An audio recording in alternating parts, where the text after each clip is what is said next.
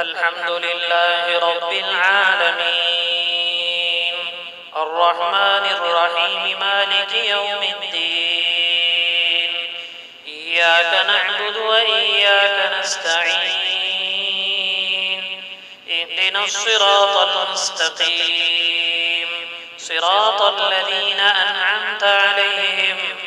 غير المغضوب عليهم ولا الضالين.